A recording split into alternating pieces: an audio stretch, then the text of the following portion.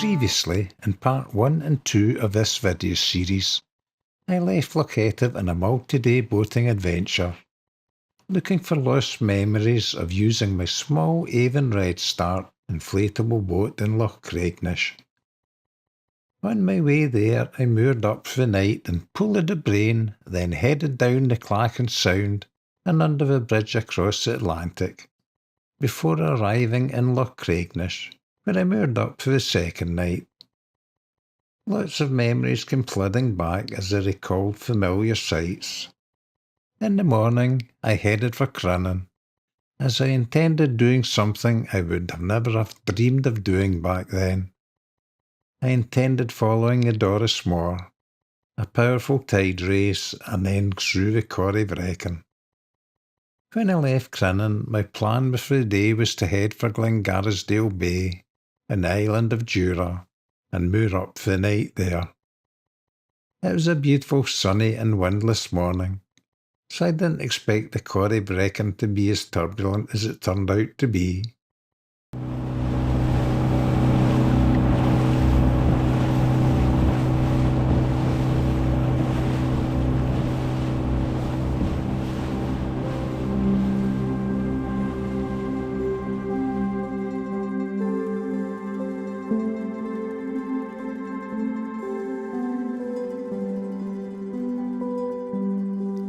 Doris Mor is Gaelic for Big Door or the Big Exit, and is the name of the gap between Craignish Point and Garbrisa, which a major tide race of the same name flows through.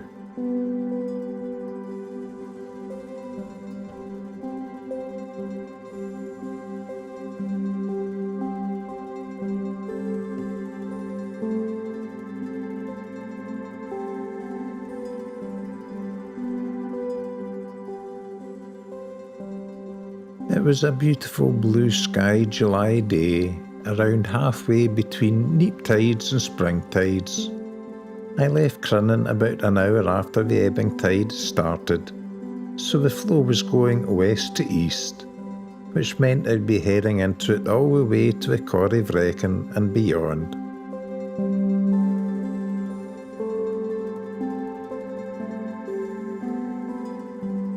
Once past Garbrisa, and looking south down the Sound of Jura, I could clearly see the parts of Jura on the distant horizon.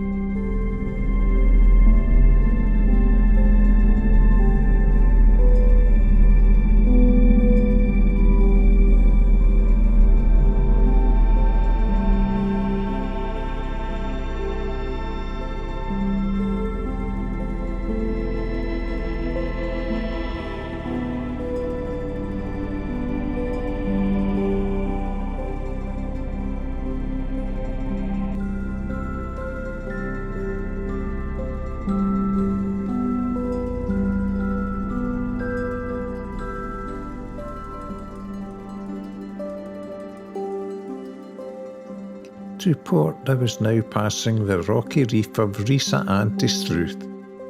So far the tidal flow was easy-going and consisted of little more than hydraulic buoys and converging eddy lines, with little sign of white water.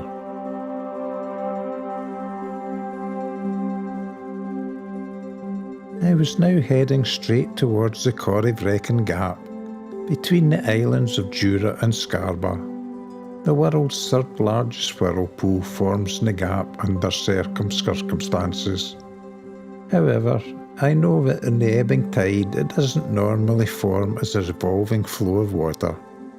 Instead, it's more a series of smaller swirls, overfalls and fast-flowing water, which is possibly most pronounced around Mor to the southwest of the gap. My plan was to pass Mor to reach my destination of Glengarrisdale Bay on the island of Jura, where I planned stopping for the night. I also know the Corryvreckan is a very unpredictable place, as I was about to find out.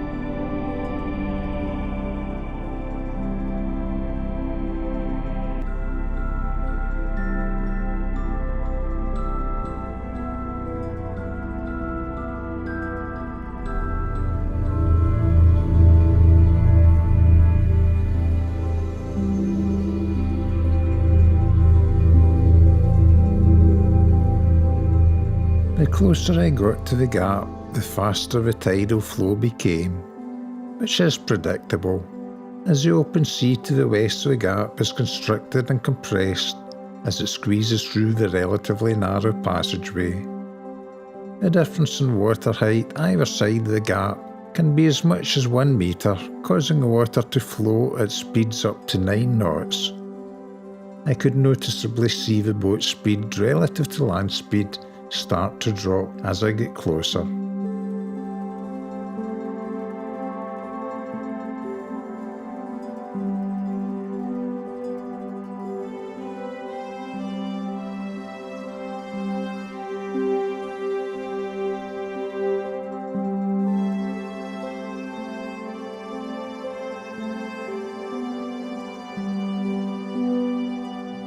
Although the wide-angle lens of the GoPro camera barely shows it, I could clearly see quite a lot of white water and turbulence near the starboard side of the gap, so I kept close to Jura to avoid it.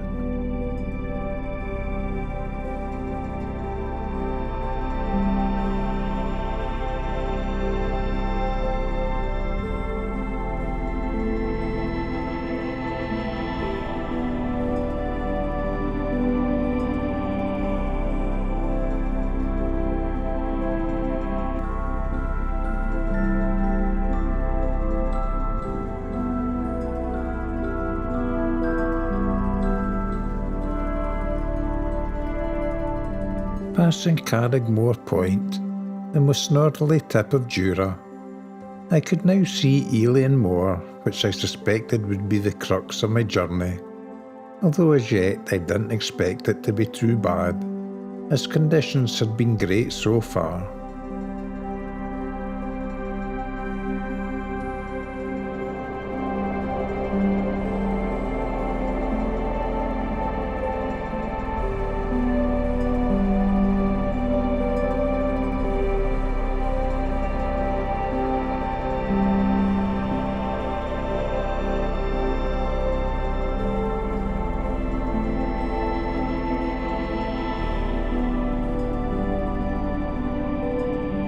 At this point, I thought it would be an easy passage all the way to Glengarrisdale Bay.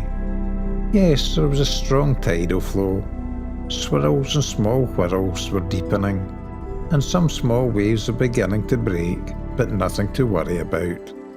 I was in the home stretch to Mor, and had the outboard in full throttle to keep up a good land speed and the ever faster flow.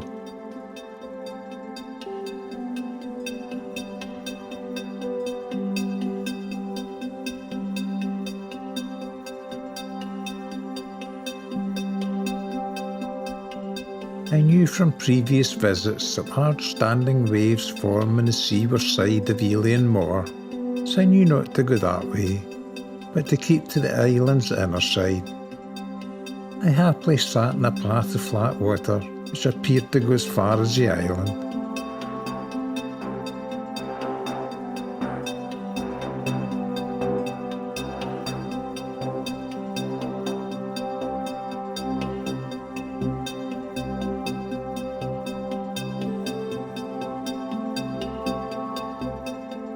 I could now see quite a lot of white turbulent water on the landward side of Mor, but it still looked relatively flat if I kept close to the island. And I knew as soon as I passed it would be calm waters again, so I kept on going.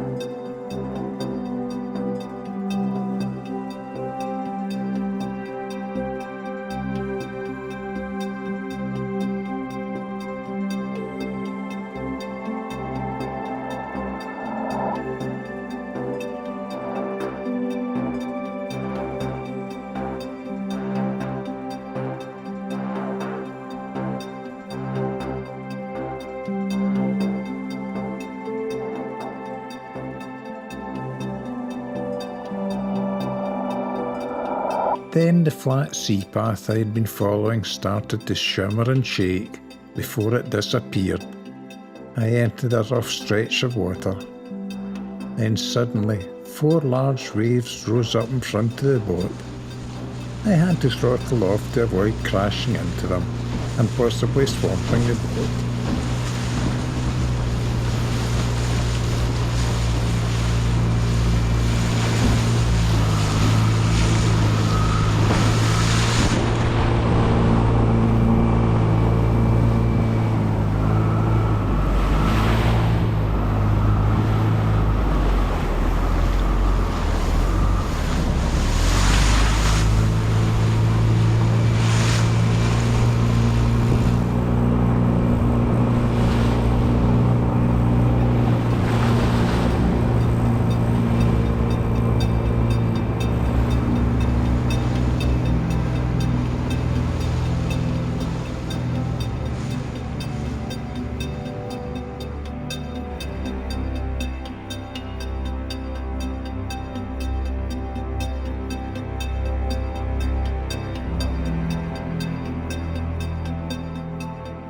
A timely reminder that the Corryvreckan can be a very unpredictable place and indeed dangerous if using a small 4-metre long boat.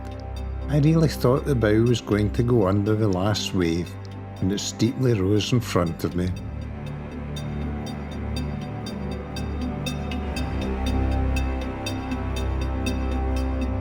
It didn't stop me from continuing on though. The surface was smooth again in front of the boat, although I could now see a lot of white turbulent water to port. I wondered if I could avoid it by going very close to the island. However, that started to worry me as I didn't know how shallow the sea was close to the island. So I decided to play safe and head for the shelter of the Bay of Pigs. And all I had to do to get there was to find a way through the turbulent waters.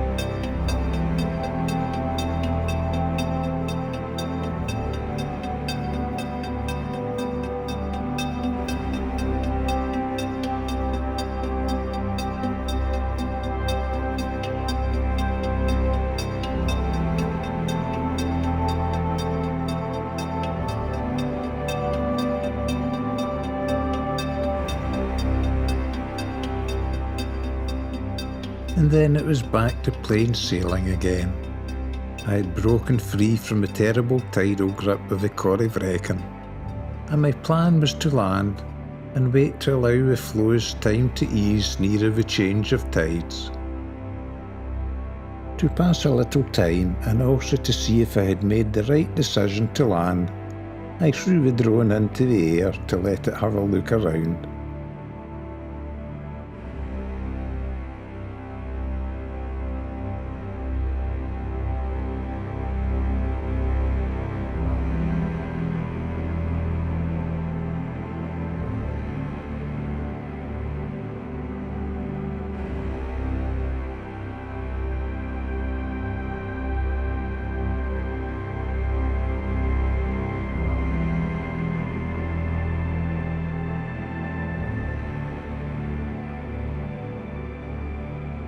I turned into land just after passing Beg, the island to the right in this view.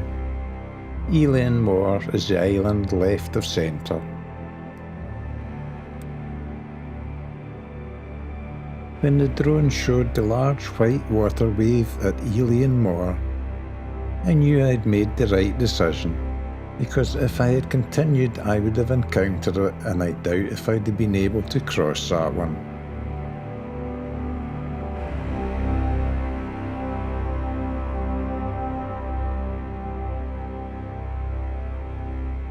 I now had a new problem. The tide was still falling and the swell hitting shore risked the boat dragging its anchor and getting thrown onto the shore. So I gave up all notion of going to Glengarrisdale Bay Instead, I would leave now and cut diagonally across the Corryvreckan gap and go round the seaward side of Scarborough. I reckoned it was doable from looking at the drone footage.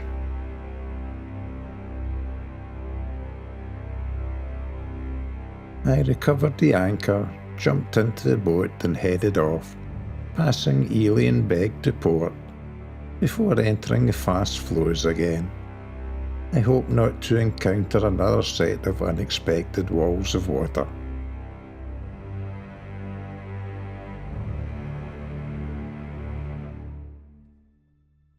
Leaving the shelter of Ely and Beg, the flow increased in strength again, and over to starboard I could see some nasty white water.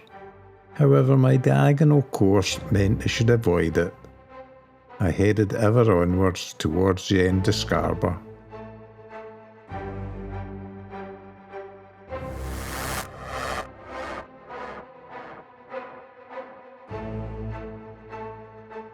It's at times like this an engine failure could prove fatal. It would only be a matter of moments before a powerless boat would be swept into the white waves.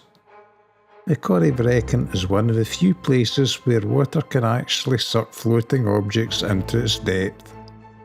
I recall a TV documentary about it where a dummy dressed with overalls and life jacket was thrown overboard in the whirlpool area. It disappeared from sight, but was tracked using electronic equipment, and they recovered the dummy several miles away when it resurfaced. The overalls had gravel in the pockets, which indicated it would be dragged along the seabed at some point. A sobering thought indeed, as I made sure to avoid the whirlpool area.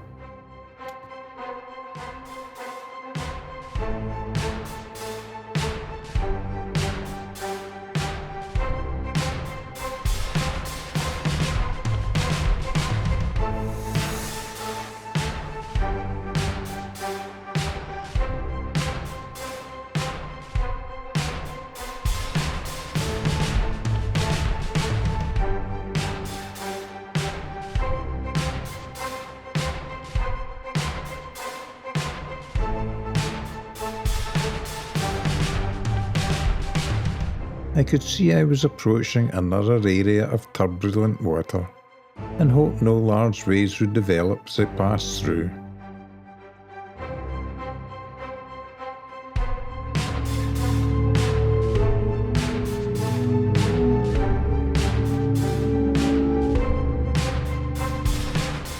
Fortunately, they held no surprises, just short, sharp, pyramid-shaped waves, caused by the fast-flowing tide entering the Corryvreckan gap from the open sea.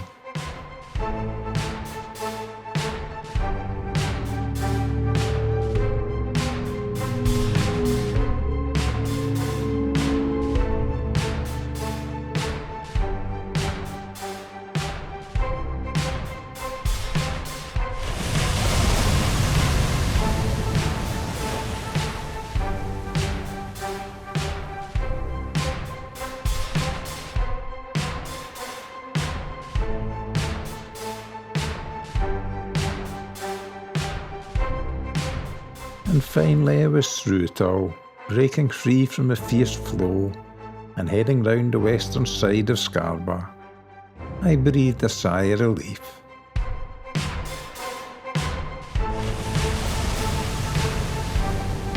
I was also extremely glad that when I went around Loch Craignish and Crinan in my little Avon Red Start, powered by its 2-horse-powered outboard, that I wasn't foolish enough to ride the Doris Mor tide race into the Corryvreckan, because I fear that if I had, I would not be making this video today. And this ends part 3 of the video series. In part 4 I explore the islands of Ling and Lunga, before heading for Easdale and Arden Capel to recall more long-lost memories. I hope you enjoyed the video and thanks for watching.